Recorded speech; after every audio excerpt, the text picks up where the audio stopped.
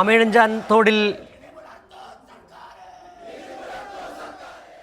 ഇപ്പോൾ റെയിൽവേയുടെ അനാസ്ഥകളിൽ പ്രതിഷേധിച്ച് ഡിവൈഎഫ്ഐയുടെ നേതൃത്വത്തിൽ തിരുവനന്തപുരം റെയിൽവേ സ്റ്റേഷന് മുന്നിലേക്ക് മാർച്ച് നടക്കുകയാണ്.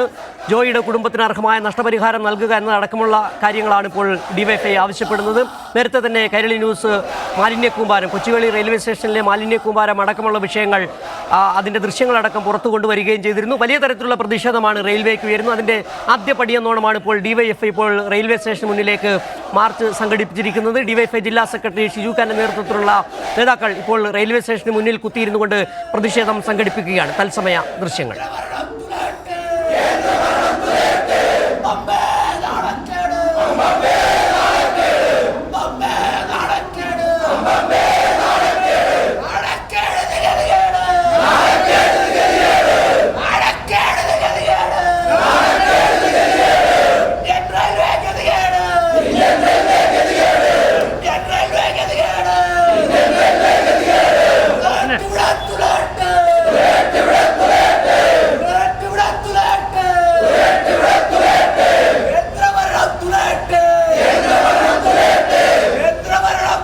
വാർത്തകളുമായി ഞങ്ങളുടെ പ്രതിനിധി ഷീജ തിരുവനന്തപുരത്ത് നിന്ന് ചേരുക. ഷീജ, ആമേഴഞ്ചാൻ തോട്ടിൽ റെയിൽവേയുടെ അനാസ്ഥ മൂലം ഒരു ജീവൻ പൊലിഞ്ഞതിന് പിന്നാലെയാണ് ഇന്ന് രാവിലെ ഷീജ കൊച്ചുവേളി റെയിൽവേ സ്റ്റേഷനിലെ അനാസ്ഥ, മാലിന്യങ്ങൾ കുന്നുകൂടിയത് സംബന്ധിച്ച വാർത്തകൾ പുറത്തു കൊണ്ടുവരികയും ചെയ്തു. ഇപ്പോൾ ഡിവൈഎഫ്ഐയുടെ നേതൃത്വത്തിൽ വലിയ തരത്തിലുള്ള പ്രതിഷേധം റെയിൽവേ സ്റ്റേഷന് മുന്നിൽ ആരംഭിച്ചിരിക്കുകയാണ്. എന്തൊക്കെയാണ് ഡിവൈഎഫ്ഐ ആവശ്യപ്പെടുന്നത്?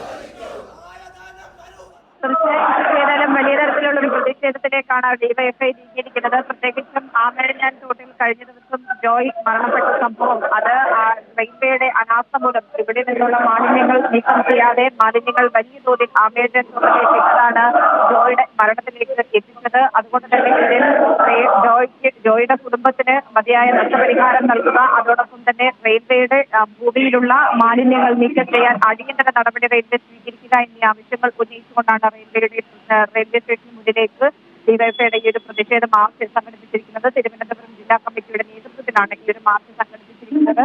ഏതായാലും ഈ മാർച്ച് ഡിവൈഎഫ്ഐ തിരുവനന്തപുരം ജില്ലാ സെക്രട്ടറി ഷിജു ഖാൻ, ജില്ലാ പ്രസിഡന്റ് അനൂപ് എന്നിവരുടെ നേതൃത്വത്തിലാണ് നിലവിൽ ഈ ഒരു പ്രതിഷേധ മാർച്ച് ഇവിടെ തിരുവനന്തപുരം റെയിൽവേ സ്റ്റേഷനിലേക്ക് നടത്തിയിരിക്കുന്നത്. ഇപ്പോൾ